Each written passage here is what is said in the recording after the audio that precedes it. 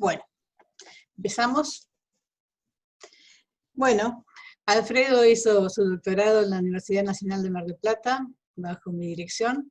Después hizo un postdoc con una beca postdoctoral de CONICET, con María Inés Placet y conmigo, y ahora es profesor en la Universidad Nacional de Mar del Plata. Y nos va a hablar de morfismos en el radical infinito de la categoría derivada acotada. Bueno, perdón. Gracias, Sonia, por la introducción. Y no quería dejar de agradecer a todos los organizadores, especialmente por haberme invitado a dar la charla, pero porque está muy interesante el congreso y está muy buena esta opción de virtualizar las cosas cuando no podemos sino participar. Bueno, yo voy a hablar de morfismos en el radical infinito de la categoría derivada. Este es un trabajo que estábamos todavía haciendo, está en progreso, es medio en cuarentena, en conjunto con Raimundo Bautista, Claudia Chayo e Isabel Prati. Se inserta además en una serie de trabajos que ya veníamos haciendo con Claudia Chayo e Isabel Prati, y también con algunos trabajos que venía haciendo Raimundo con María José Soto Salorio. Bien. Entonces, puse un breve esquema de lo que quiero hablar hoy. Yo voy a hablar mucho de morfismos, y dentro de los morfismos van a participar dos cosas: van a participar los morfismos irreducibles y van a participar los radicales y potencias de los radicales. Entonces, bueno, una breve introducción para el que no está en tema de qué es un morfismo irreducible, qué es un radical, etc. Y después lo que voy a hacer es trabajar no con la categoría derivada en sí, sino con categorías de complejos de ancho fijo. Entonces, en la segunda parte de la charla lo que quiero un poco es, bueno, dar a conocer estas categorías y mostrar que esto tiene una relación fuerte con la categoría homotópica. Y bueno, como se sabe, la categoría homotópica está muy vinculada con la categoría derivada. Bien, lo que sería central acá es empezar a entender ciertos morfismos y cierto comportamiento de algunos morfismos que aparecen en el radical infinito, y para esto lo que voy a hacer es presentar una serie de criterios que estuvimos haciendo para determinar cuándo un morfismo cae en el radical infinito. Y finalmente tenemos algunas aplicaciones que son bastante interesantes y que me gustaría, si alcanza el tiempo, compartirles. Bueno, entonces, para arrancar, como no todo el mundo acá es del mismo área específica, entonces puse un breve resumen histórico de a qué se dedica uno cuando hace teoría de Auslander-Reyten, digamos. Entonces, más o menos en los años 70, Auslander-Reyten introduce la noción de morfismo irreducible, y en conjunto con esto aparece la idea de asociación de Auslander-Reyten, que es una asociación exacta en módulos, que tiene unas propiedades bastante específicas. Y bueno, básicamente lo que uno hace cuando está estudiando teoría de Auslander-Reyten más pura, digamos, es estudiar este tipo de asociaciones que se llaman, que casi se parten, o de Auslander-Reyten, y eso en general uno lo puede configurar la información que dan esas asociaciones en un grafo orientado, que se llama carcajos de Auslander-Reyten, que lo que hace un poco es entonces contemplar las clases de isomorfismo de módulos indiscomponibles, y algunos de los morfismos irreducibles que aparecen entre ellos, y lo que permite es, bueno, uno puede hacer un estudio homológico a través de las asociaciones, pero también puede hacer un estudio combinatorio usando este carcaj. Y entonces un poco la idea es combinar los dos métodos para obtener mejores resultados. Bueno, en general esto se hacía para módulos, y enseguida que lo empezaron a hacer para módulos, se extendió la noción a categorías que ya no son de módulos, categorías que ni siquiera son abelianas, en general categorías trianguladas. Esto se ve, por ejemplo, reflejado en el trabajo de Happel, que él introduce el estudio de teoría de Auslander-Reyten en las categorías derivadas mediante el concepto de triángulo Auslander-Reyten. Es decir, se cambia la asociación exacta por un triángulo, y más o menos se empieza a estudiar básicamente lo mismo. Bueno, entonces, acá yo voy a dedicarme a hablar de morfismos. Entonces lo primero que quiero hacer es establecer, bueno, qué entendemos por morfismo irreducible, o qué es un morfismo irreducible. Bueno, se pueden dar varias definiciones. Yo voy a dar esta que creo que es la más general.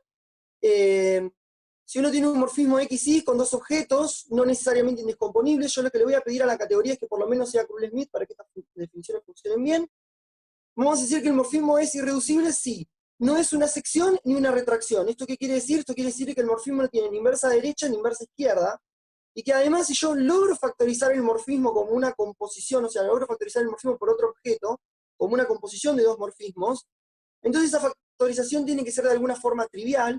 Es decir, yo voy a pedir que tanto, o la primera que aparece, que es H, es una sección, o voy a pedirle a G que sea una retracción. Bueno, los morfismos irreducibles se pueden estudiar también a través de las potencias del radical, hay una vinculación muy fuerte. Entonces, ¿qué es el radical? Bueno, el radical es un ideal que se toma en en el home xy, ¿sí? Y se puede definir, es un poco complicado definirlo cuando x e y no son indescomponibles. La definición más o menos es la siguiente: uno se tiene que tomar algún otro objeto que sí sea indescomponible, M, y lo que tiene que hacer es considerar las composiciones, ¿sí?, que se le pueden hacer a F para todo objeto de M indescomponible en la categoría que uno tenga. Y bueno, si resulta que creo que le estoy poniendo los mismos nombres, si resulta que la composición es un no isomorfismo, entonces decimos que F es un morfismo en el radical de xy. Esto porque los objetos no son indescomponibles, entonces lo que estoy haciendo es forzándolos a pasar por un indescomponible. Ahora bien, si yo acá le pido a los objetos x e y que sean indescomponibles, la caracterización es mucho más simple. A ver, se me fue la filmina que viene, ahí está. Entonces, si yo le pido a los objetos x e y que sean indescomponibles, el radical simplemente es contemplar los morfismos que no son isomorfismos, es decir, los no inversibles. Y es mucho más simple la caracterización.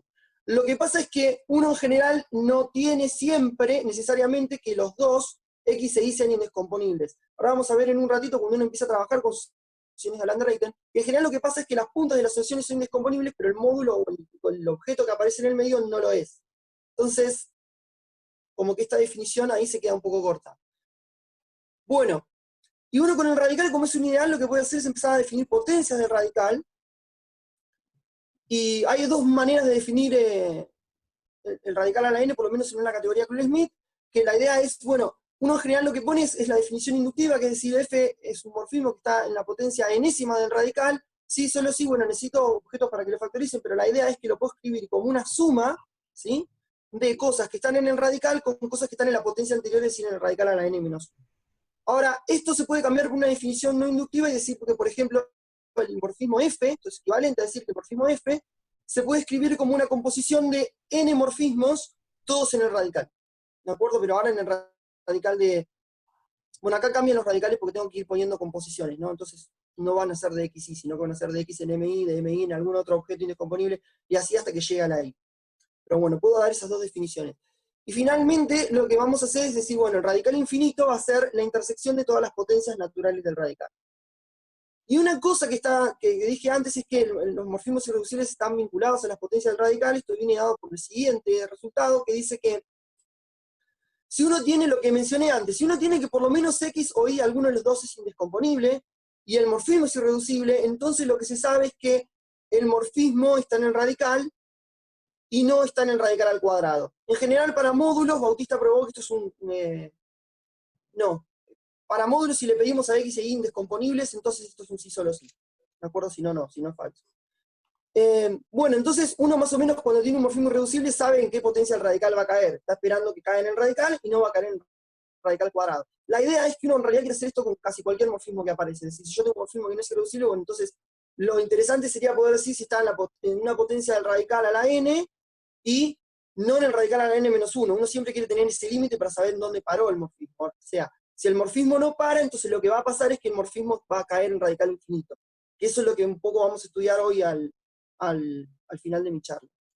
Bueno, entonces, ahora sí, ¿cómo vamos a estudiar morfismos irreducibles? Bueno, lo vamos a estudiar a través del carcaj de Land-Reiten, o por lo menos los ejemplos los vamos a presentar todos a través de un carcaj de Land-Reiten. Entonces voy a explicar un poquito más detalle qué es el carcaj de Land-Reiten.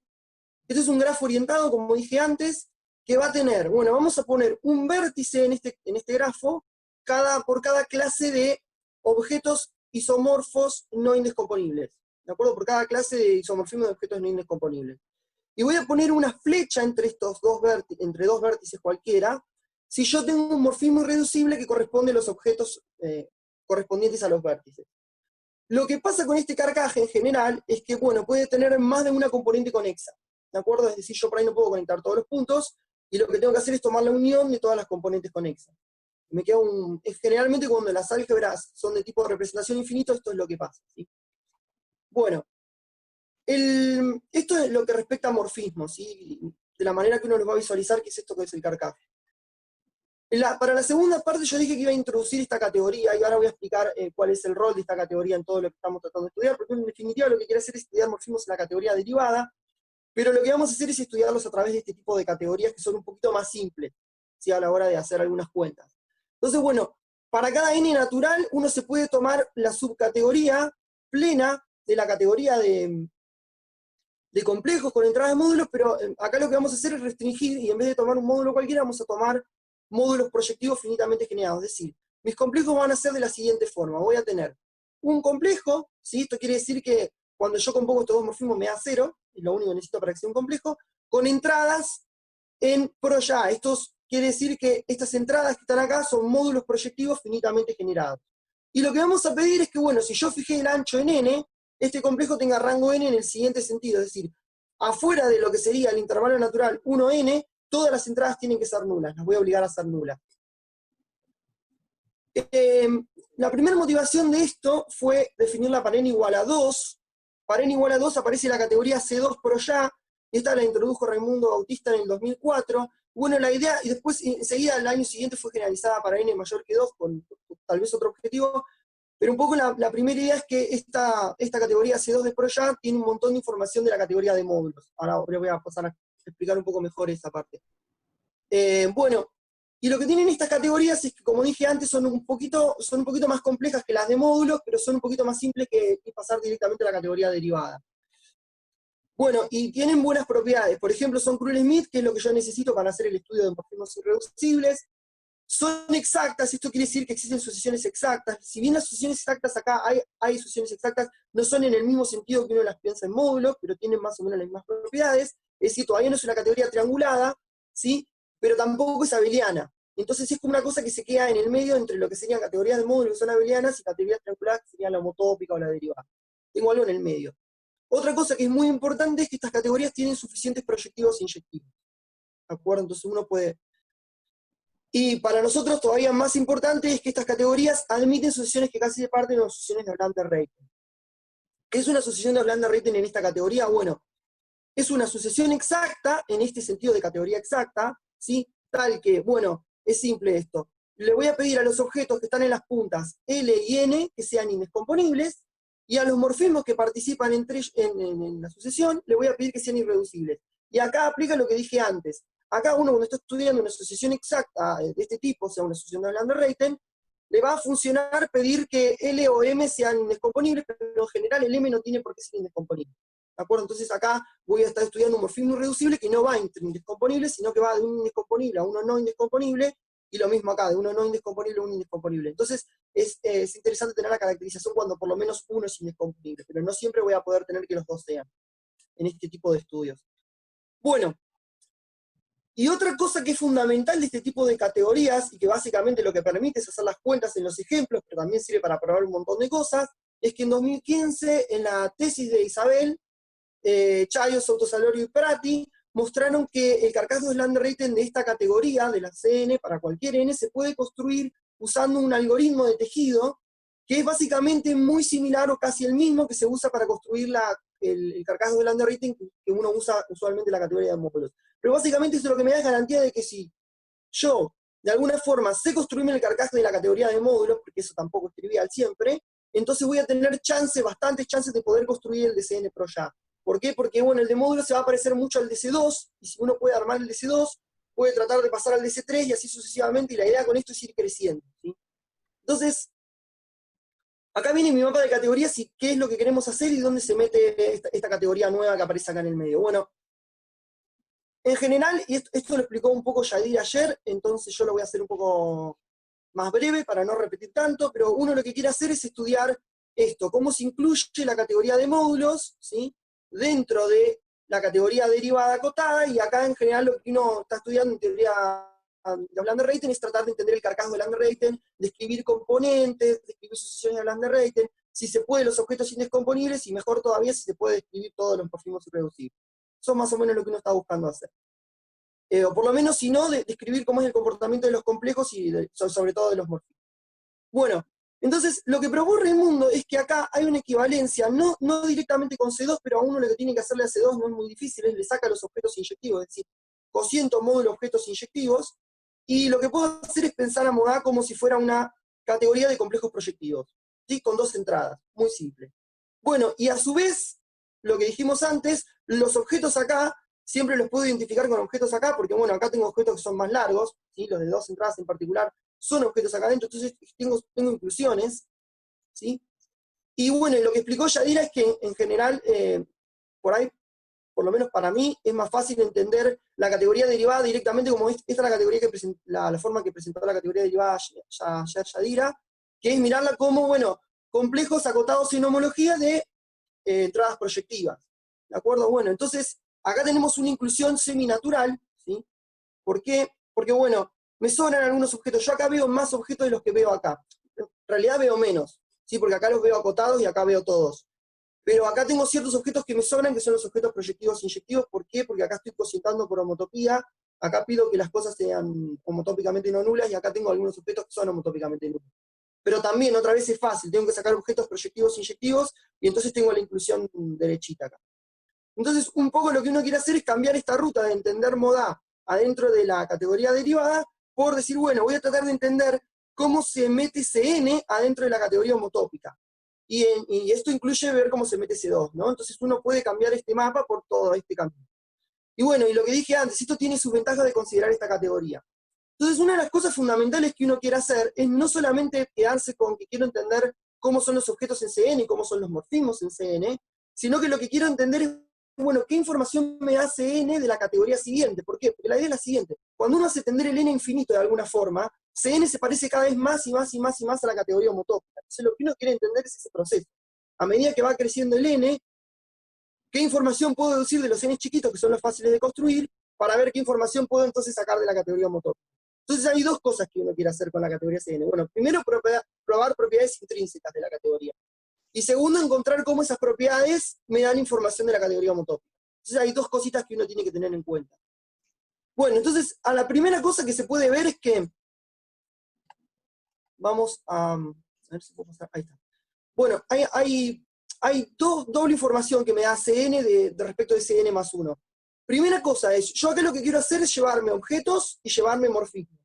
A mí me interesa llevarme objetos indescomponibles y morfismos irreducibles porque es lo que estoy estudiando. Entonces, ahora la idea es muy fácil ver que si vos tenés un objeto indescomponible en Cn, ese es un objeto indescomponible en Cn más 1. Ahí no hay ningún misterio. Ahora, tener un morfismo que sea irreducible en Cn no implica que cuando yo me lo llevo y lo veo como un morfismo en Cn más 1, ese morfismo va a seguir siendo irreducible. ¿Por qué? Bueno, por el simple hecho de que uno agregó más objetos a la categoría, y si agregué más objetos a la categoría hay más posibilidades de factorización, y si hay más posibilidades de factorización podría ser que mi objeto que no se factorizaba en complejos de rango acotado n, sí se puede hacer por rango n más 1. Entonces ahí puede haber un problema, y de hecho ocurre que algunos morfismos que son irreducibles en Cn no siguen siendo irreducibles en Cn más 1, y uno tiene que estudiar con un poco más de detalle ese problema. Sobre todo porque cuando un morfismo pasa de Cn a Cn más 1 y sigue siendo irreducible, es un gran candidato de que ese sea un irreducible directamente en la categoría homotópica, que es lo que uno quiere encontrar. Bueno, entonces hay dos formas, como dije antes, de visualizar Cn adentro de Cn más 1. La primera es la canónica, es decir, es una subcategoría, entonces puedo mirar el factor de inclusión. Y pienso, un objeto acá, un complejo iba a tener n entradas, bueno, lo pienso con n más 1 entradas, donde obviamente la entrada n más 1 va a ser un 0. ¿De acuerdo? Y hay otra forma de verlo, que es correr todo para la derecha, ¿sí? Usando, estoy diciendo bien, sí, para la derecha, usando el funtor traslación, que lo que voy a hacer es, bueno, si yo acá tenía un complejo que tenía entradas no nulas en 1 hasta n, bueno, entonces lo voy a mirar como un 0 en la primera entrada, y voy a mirar sus entradas desde el 2 al n más 1.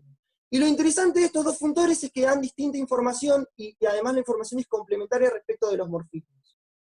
Bueno, para poder ver cómo se comportan estos funtores y qué le hacen a los complejos y a los morfismos, es necesario entender un poco más de las propiedades locales de los complejos, en el siguiente sentido. Bueno, yo voy a hablar de que cuando un complejo lo podemos de alguna forma extender o no, es decir, cuando podemos visualizar un objeto más grande, que tiene de base al mismo complejo en la categoría Cn más 1. Y la idea es la siguiente: bueno, si yo tengo un complejo y me encuentro un nuevo proyectivo, ¿sí? Generalmente uno quiere que el proyectivo sea indescomponible, pero no es restrictivo. ¿De acuerdo? Uno quiere que el proyectivo sea indescomponible para que después el objeto nuevo que sale sea indescomponible también. Pero basta con que me encuentre un nuevo módulo proyectivo y algún morfismo no nulo tal que la composición con la última diferencial que yo tenía en X, ¿sí?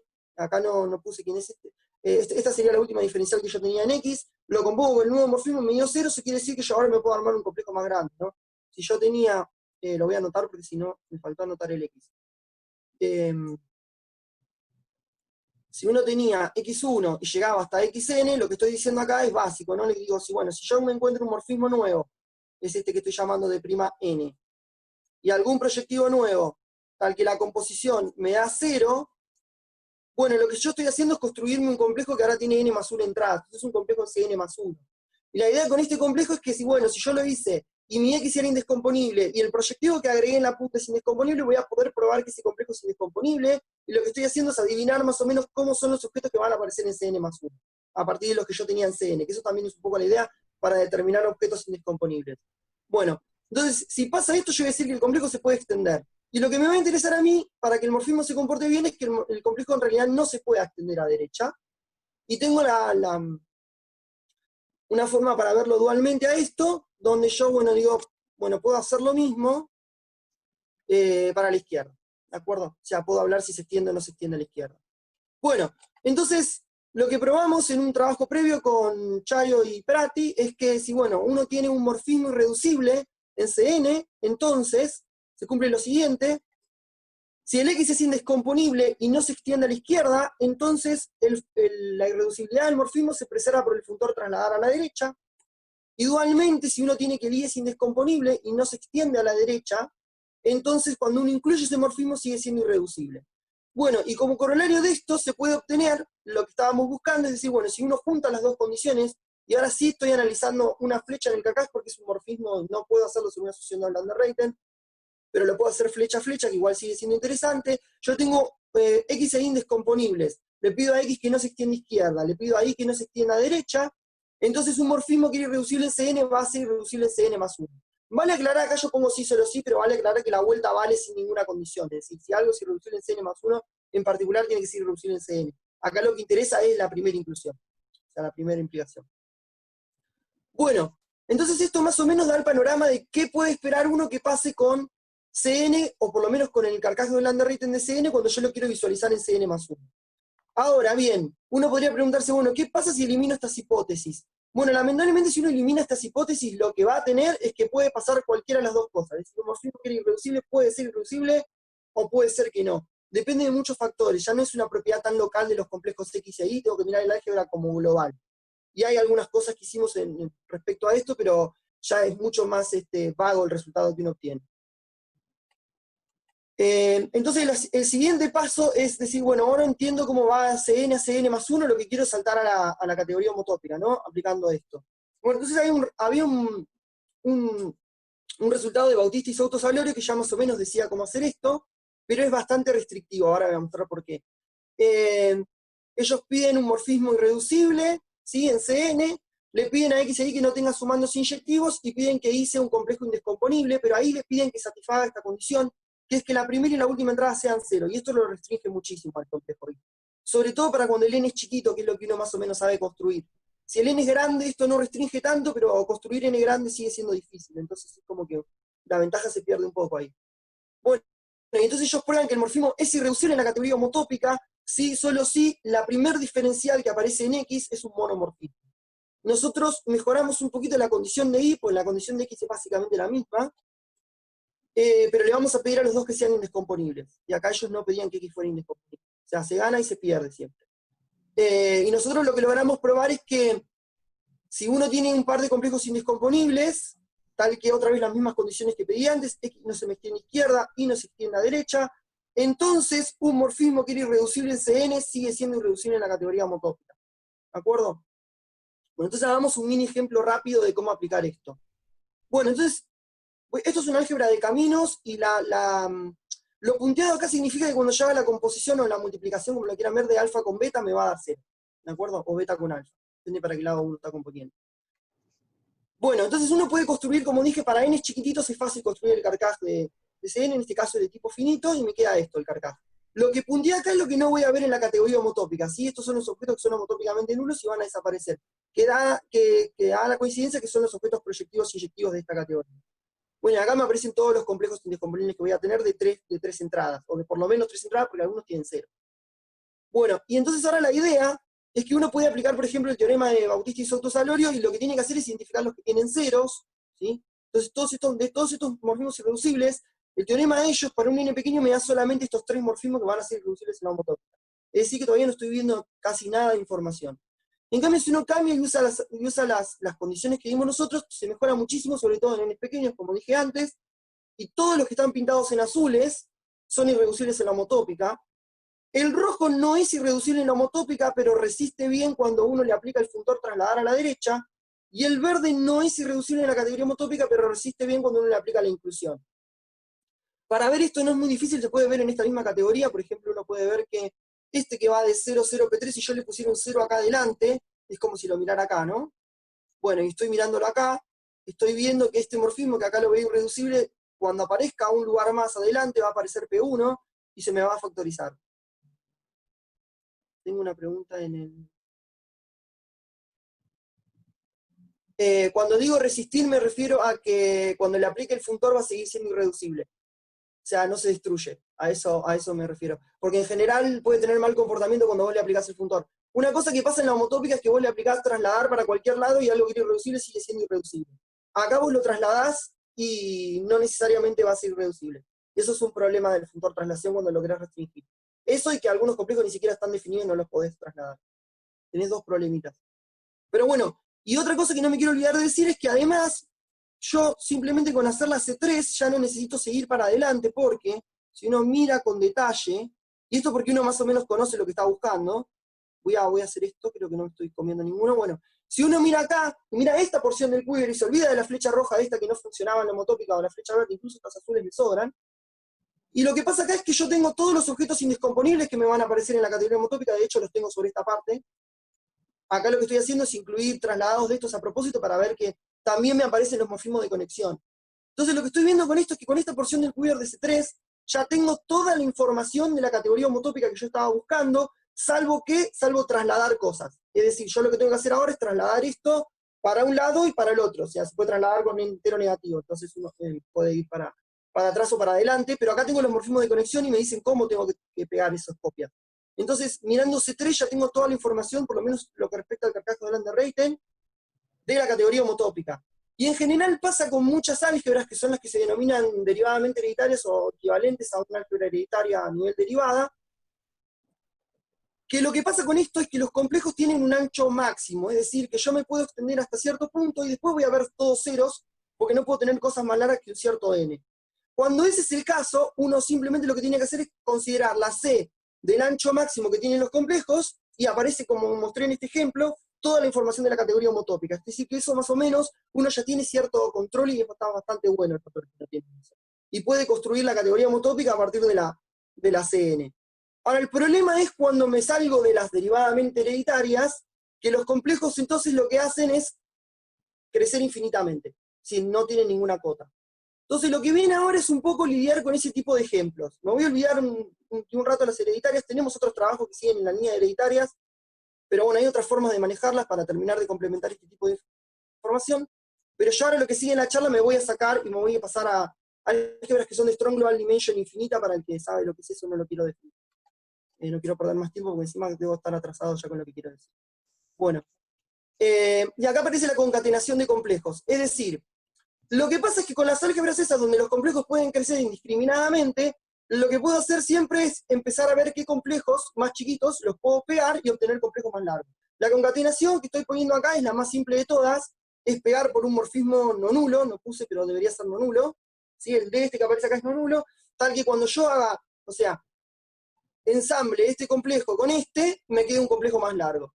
¿Y esto qué me permite hacer? Y bueno, me permite empezar a entender complejos de CNs grandes, ¿sí? Mirando los de CN pequeñas, que son los que uno generalmente maneja un poco más fácil. Hay otras formas de concatenar más complicadas, que son las que aparecen más generales, esta como mucho más simple, pero me va a servir para efectos de esta charla, me va a servir esta concatenación.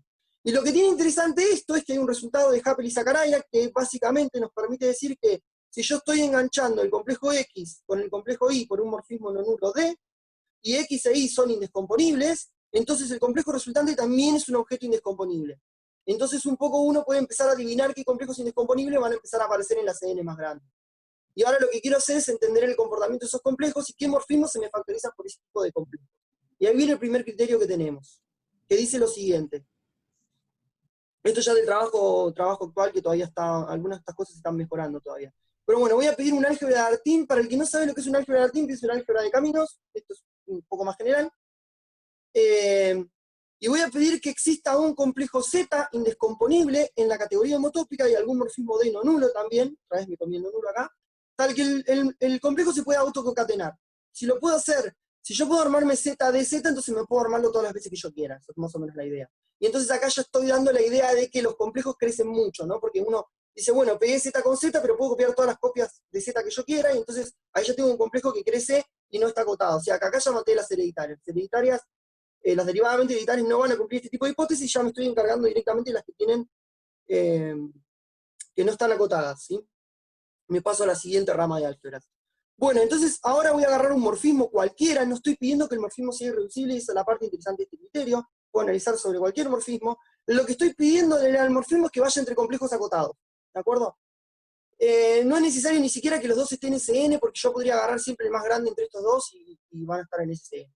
Pero bueno, estoy pidiendo que el morfismo sea un morfismo cualquiera entre complejos acotados, donde I es un complejo indescomponible, pero vale la versión dual, o sea que también uno puede analizar para X indescomponible. Si voy a pedir que alguno de los dos sea indescomponible, en este caso estoy pidiendo que I, y si existe algún morfismo, bueno, acá me aparecen dos condiciones bien técnicas, que son que la existencia de un morfismo y composiciones que dan cero, que no voy a explicarlas así, sino como voy a pasar directo a la siguiente filmina para ahorrar un poquito de tiempo, y voy a decir cuáles son las condiciones entre comillas, ¿no? Esto es más burdo, pero se entiende mejor. Lo que voy a pedir es que I sea un complejo que se pueda extender. ¿Por qué? Bueno, porque yo ya había dicho que si el I no extendía, por lo menos para morfismos irreducibles, bueno, se iba a conservar esa irreducibilidad. Entonces uno sabía que el morfismo ese iba a terminar en ¿dónde? Bueno, iba a terminar en radical de la categoría homotópica y no radical al cuadrado. Listo, eso estaba más o menos estudiado. Entonces, lo que me interesa a mí es, bueno, que este complejo I o al complejo X, alguno de los dos se extienda para ver qué pasa en los casos que yo lo tenía controlado. Bueno, si uno le permite a I que se extienda, y en principio acá lo quiero extender por el mismo complejo que estoy eligiendo arriba, ¿de acuerdo? Quiero que haya una extensión con la primera, acá puse Z1 porque en realidad necesito solamente que extienda por la primera entrada de Z, pero si extiende por la primera entrada de Z, extiende por todo Z también. Y voy a pedirle al morfismo F que se me factorice por la extensión que yo tengo. Entonces esto me va a dar un criterio para determinar que este morfismo se me fue al radical infinito cuando yo lo mire en la categoría homotópica. ¿De acuerdo? Y lo que dije antes es, por la versión de este teorema vale, uno lo puede analizar también para el lado de X. Entonces esto sirve para analizar sucesiones de Aranda-Reiter, por ejemplo. Bueno, vamos a ver un ejemplo de esto, ¿sí? Para afianzar un poco lo que estoy diciendo. Tengo la siguiente álgebra de caminos dada por este Carcas, quiero ver cuánto me quedan unos minutos. Acá le puse radical cuadrado de A igual a 0, esto significa que con posición de cualquiera de las dos flechas que agarren en este Carcas voy a pedir que sean 0. Y me voy a armar un complejo indescomponible cualquiera, ¿sí? Acá me armé uno que es P2 más P3, voy a P1, voy a P4. Las diferenciales no las puse, pero el que las quiere ver son simplemente usar las flechas del Carcaj, ¿de acuerdo? Las flechas del Carcaj, acá lo voy a decir porque probablemente lo use. Cada vez que yo tenga una flecha, por ejemplo, del 2 al 4, voy a tener un morfismo irreducible que va a ir de P4 en P2. ¿De acuerdo? Y lo mismo acá, por ejemplo, la que estoy usando de P1 en P4 es el morfismo irreducible que sale de la flecha gamma. Bueno, en P2, P3 lo mismo, ¿no? Estoy usando estas dos flechas para generar un morfismo acá. Bueno, y voy a tomar el morfismo D, que es el que estaba diciendo recién, el que viene dado por beta y por epsilon, y entonces voy a ver que este complejo se puede concatenar con sí mismo, ¿no? Puedo armar esto, y puedo probar que esto es un complejo indescomponible. Eso es una cuenta, no es difícil de hacer. ¿Sí? Entonces lo que voy a tener es que si lo pude hacer una vez, lo voy a poder hacer las veces que quiera, ¿sí? Y en particular uno puede agarrarse un morfismo cualquiera, yo en este ejemplo estoy agarrando un irreducible, que es el que va de P5 a P4, lo levanto este morfismo irreducible a C2, ¿sí?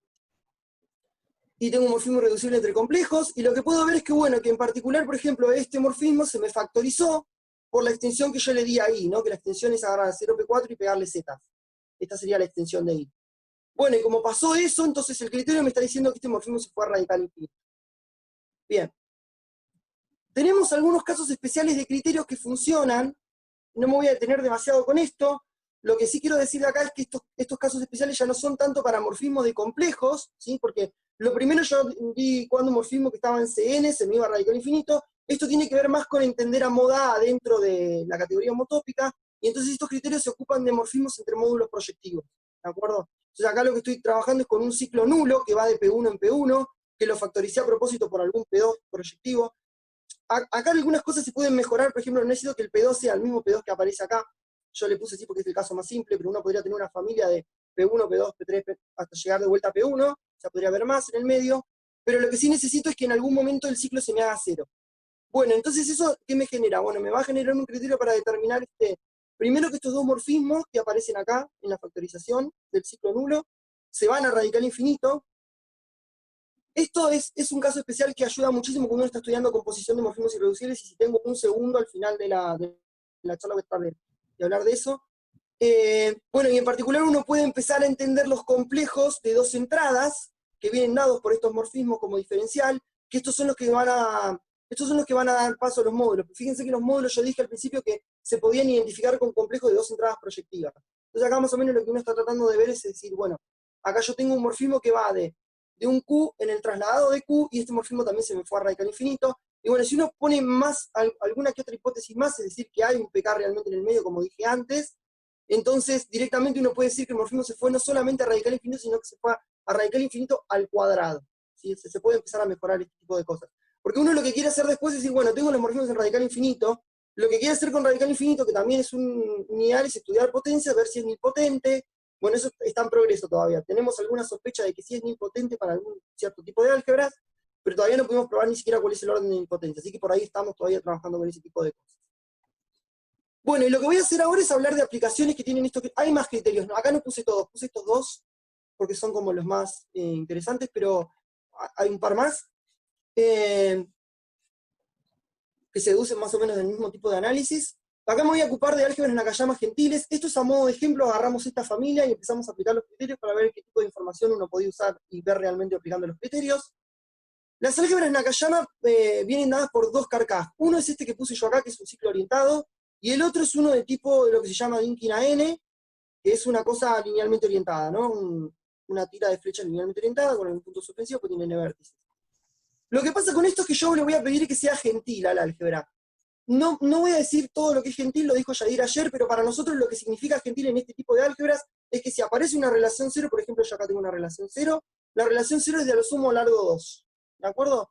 Entonces lo que pasa con este tipo de carcaj, si yo quiero analizar eso, pónganse que tenga alguna relación cero, no importa, es que esto se puede probar que es de tipo finito y que entonces el radical infinito acá es cero. Entonces no tiene ningún, si yo me quedo con las Nakayama gentiles, analizar estas desde el punto de vista radical infinito no tiene mucha gracia porque el radical infinito es cero. ¿De acuerdo? Entonces me voy a quedar con estas. Y le voy a pedir no autoinyectiva. ¿Qué quiere decir que sea no autoinyectiva? En términos de carcaj, que cuando yo miro esto hay por lo menos un vértice que no tiene una relación cero arriba. Si todos tienen relación cero arriba, entonces es autoinyectiva. Ese caso no lo quiero porque es muy límite. ¿De acuerdo? No me entra en el análisis que voy a hacer después. O sea, entra, pero hay que hacerlo aparte, entonces ya es molesto.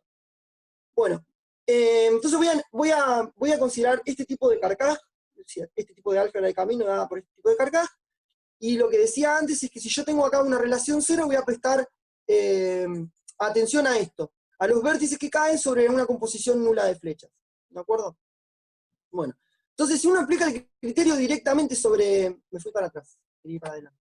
Ahí está. Si uno aplica el criterio directamente sobre este tipo de álgebra, es decir, el primer criterio que mostré para la morfismo radical infinito, salen 4 condiciones y se obtiene un resultado que es bastante bueno, que dice que, bueno, un morfismo, ahora sí le voy a pedir que sea irreducible, estoy analizando solo morfismos irreducibles para esta proposición, no todos como analizaban el criterio. Yo tengo un morfismo irreducible entre complejos indescomponibles X e Y, entonces el morfismo me va a ir a radical infinito en la categoría homotópica si solo si se me cumple alguna de estas condiciones. Y fíjense que todas las condiciones tienen que ver con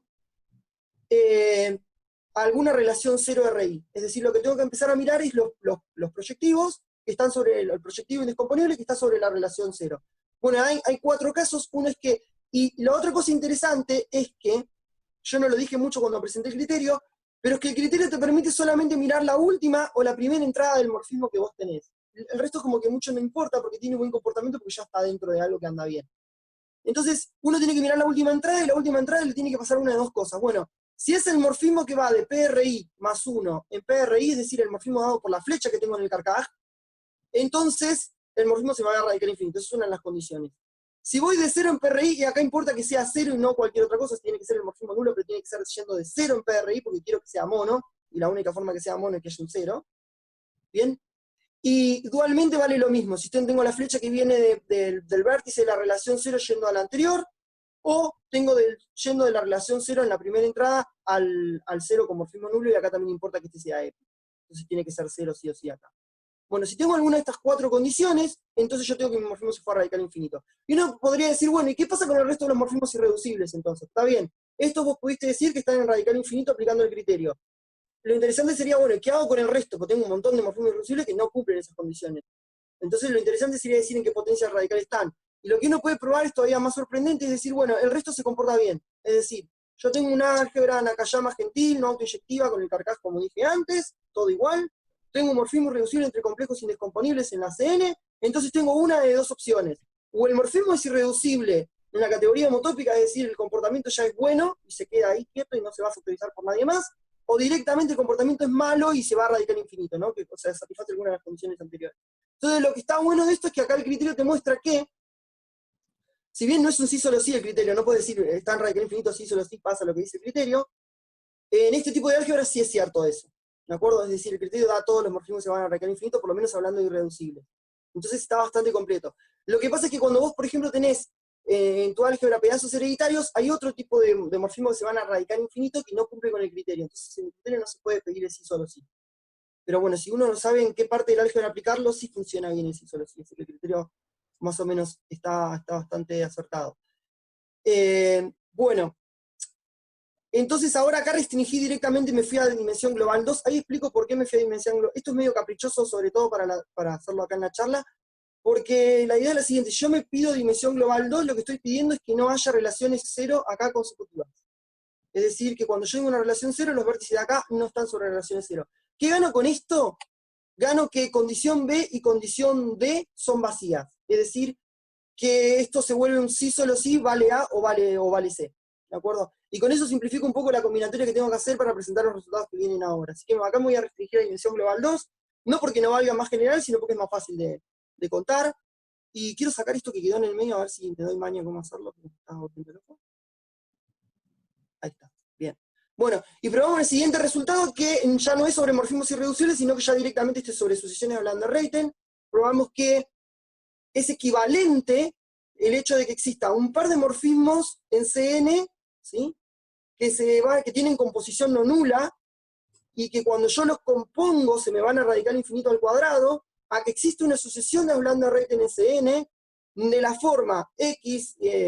Acá no es importante la forma de los complejos, se puede decir cuál es la forma de los complejos. De hecho, se puede decir incluso cómo son las entradas de los morfismos. No lo puse por una cuestión de tiempo, pero lo podemos especificar mucho más. Donde el morfismo irreducible F y el morfismo irreducible G que me aparecen en esta sucesión de Lander-Reyten están en radical infinito. Y lo interesante que también se puede probar es que si la F está en radical infinito, entonces G' también. Y que si F' está en radical infinito, sí solo sí la G también. Entonces acá lo que estoy diciendo es que tengo una sucesión de Lander-Reyten donde todos los morfismos irreducibles que participan están en radical infinito. Y ahora voy a visualizar todo esto que dije en un ejemplo para que se grabe un poco más y se entienda qué es lo que estamos haciendo con esto y a dónde va este análisis, sobre todo a dónde va este análisis. Entonces voy a agarrar un carcaj donde yo le estoy pidiendo 2 relaciones 0 al carcaj. Una la voy a pedir en el 1, la otra la voy a pedir en el 4, y entonces voy a estar con las condiciones de dimensión global 2, como dije antes, porque no tengo nada pegado. Y lo que puedo hacer es presentar directamente el carcaj de Lander-Reyten de esto. Es este grafo enorme que está acá, que además es cíclico, ¿no? Porque en algún momento esta parte que está acá es la misma parte que aparece acá de nuevo. ¿De acuerdo? O sea, llega un momento donde las cosas se vuelven periódicas.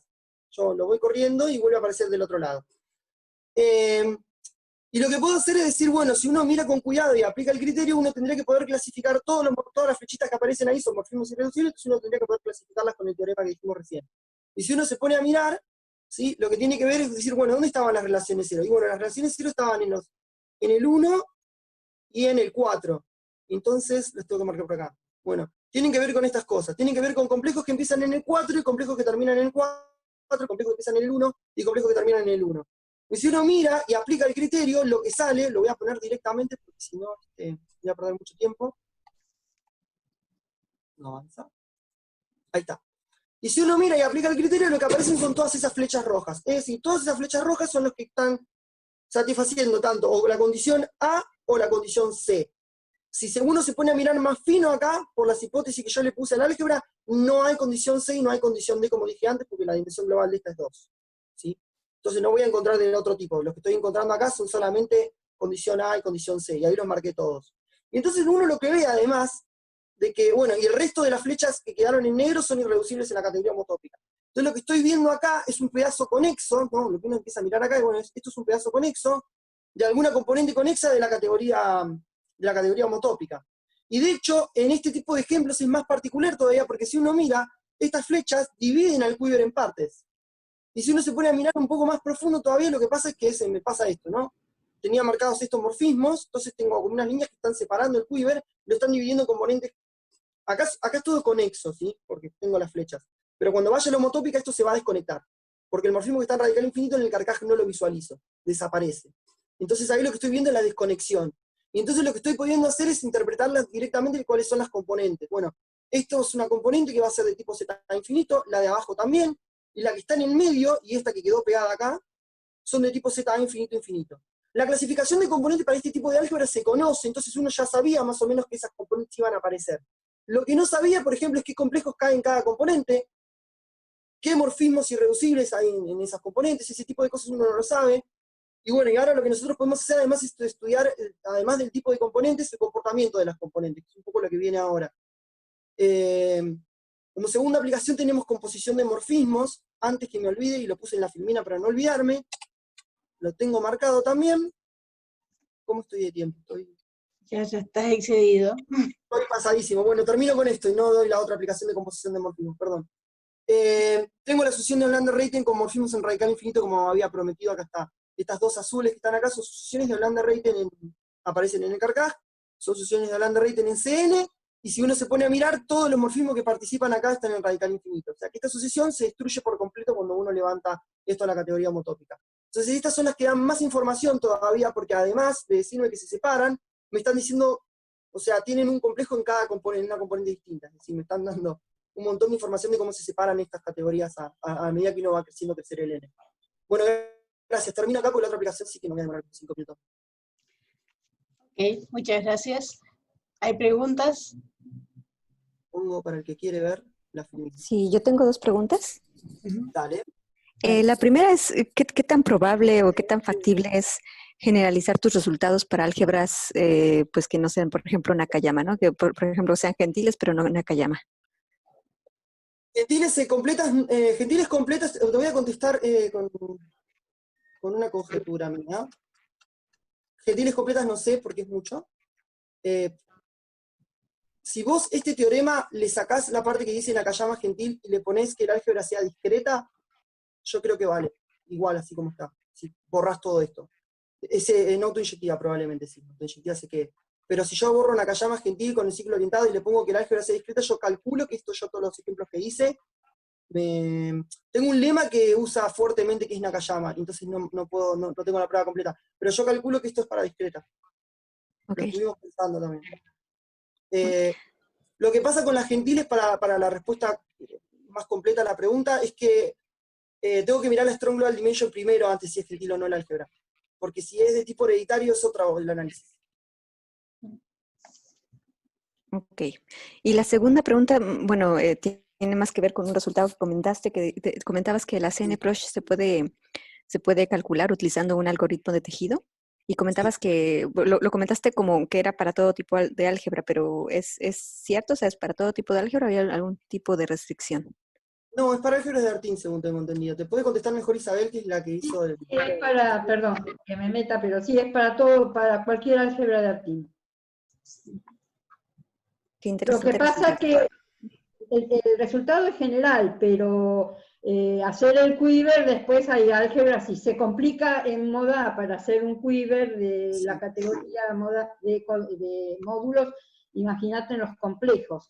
Pero básicamente el tejido es el mismo. Suponete que te parás acá, haces así, ¿ves? El problema siempre es cómo empezás, ¿no? Igual que en módulos, pero mira, 0 y 1, menos 0, te queda el 1. Ahora vas al segundo lugar, 4, 4. No te está viendo nada de lo que estás marcando. Porque no compartí la pantalla. No te tiene que dar algo que puedas anotar con lápiz, si no, no se está viendo nada. Pero espera, no, ¿puedo escribir?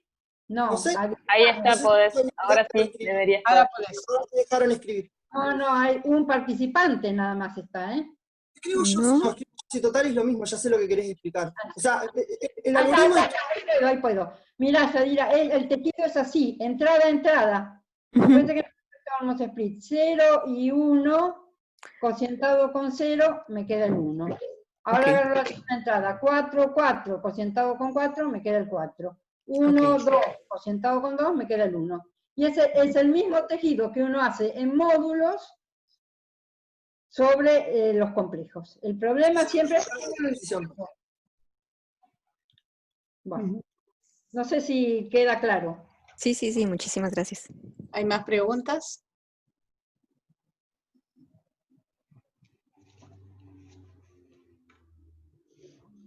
No, bueno, yo tengo una pregunta. Entonces, si vos tomás... Alguien ¿Cómo? levantó la mano. Dice que alguien levantó la mano ahí. Víctor ¿Quién Cruz levantó levantó. la mano? Víctor. Víctor. Adelante, Víctor, después yo pregunto. No, Sonia, después preguntas. No, no, no, pregunta. ¿Me hizo por qué? ¿No se escucha? Sí, se escucha, sí. Ah, yo no escucho. Entonces ¿Lo estamos en escuchás? problema. Yo no escuché. Entonces estamos en problema, pero no puedo responder. Si no, podés escribir en el chat. Si tenés... Pero no sé por qué no lo escucho, ¿eh? que se escucha bajito. Podés escribir tu pregunta en el chat.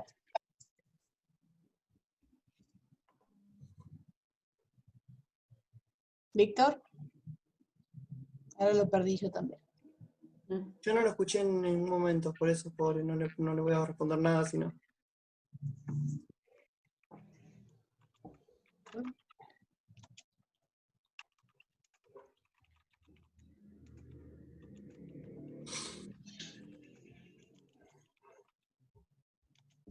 Ahí está.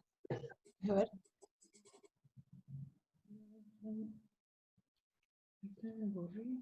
¿En que el radical es cero te referís a radical infinito? Sí, las de tipo finito. Sí, supongo que se refiere a radical infinito cero, sí. Por ejemplo, la que mostré antes en el otro ejemplo, ¿no? Las que son de... Por eso no las consideré para los últimos... Sí, cuando uno tiene... Radical infinito me da cero básicamente cuando uno tiene finitos complejos. Bueno, finitos complejos a menos de traslación, ¿no? No, pero pregunta en la categoría... Análogo a la categoría de módulos. Sí, es lo mismo que la categoría de módulos. Es igual que la categoría de módulos. Lo que pasa es que en general lo que pasa con el radical infinito en la categoría homotópica es que... No, creo que es análogo, creo que estoy contestando bien, es análogo a la categoría de módulos porque... Es análogo a la categoría de módulos. Es la misma definición. O sea, que son los mismos casos que módulos. Necesitas que la cantidad de objetos indescomponibles que vos tengas en la categoría homotópica o en la derivada sea finita, salvo shift, obviamente, porque si yo los shifteo siempre tengo infinitos, pero si tengo finito salvo shift, entonces el radical infinito es cero. Y eso sí solo sí, me parece.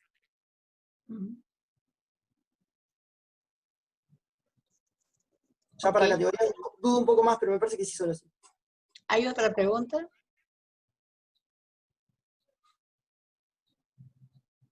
Bien. Entonces sí, me pregunta. Entonces si vos tomás C2 Prosh, y podés ver la inversión de C2 Prosh dentro de la homotópica con esto. Sí. Y entonces podés ver la categoría de módulos, porque el problema de la inmersión de la categoría de módulos en la derivada es no trivial, ¿no? O sea, cómo se mete la categoría de módulos. Se puede ver, se puede ver, y de hecho para hereditaria estamos trabajando más o menos sobre eso, te podría decir.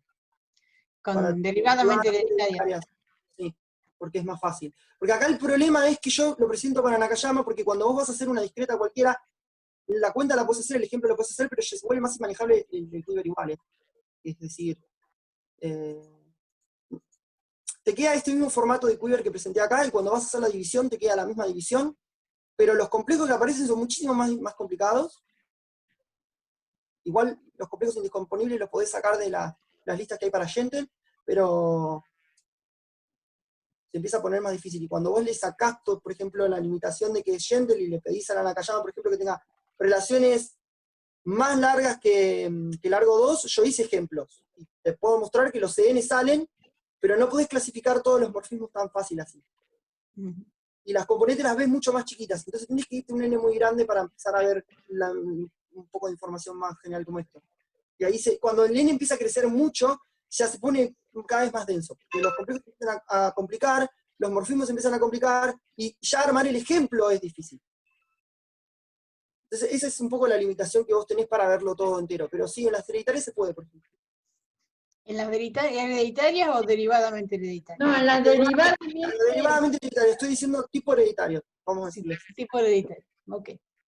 Bueno, gracias. ¿Hay alguna pregunta más? Acá hay una pregunta de Iván. Yo tengo el chat abierto. Acá hay un chat. Iván Darío Gómez. No es para nada complicada la relación entre las asociaciones de Hollander-Reyten y los triángulos de Hollander-Reyten. La dieron Raimundo y María José. Está en el artículo de ellos sobre morfismos irreducibles. Y no es para nada complicada. De hecho, por ejemplo, en el caso este, que vos tenés que los morfismos irreducibles resultan irreducibles en la categoría homotópica, esta asociación de Hollander-Reyten da un triángulo, o al revés, vos podés pensar que la asociación viene de un triángulo. Lo que tenés que tener cuidado es con estos objetos que se aparecen acá. Por ejemplo, este se va a borrar cuando vayas a la homotópica, pero estos están iguales. Pero no, para nada complicada. De hecho, son las que funcionan bien son casi las mismas.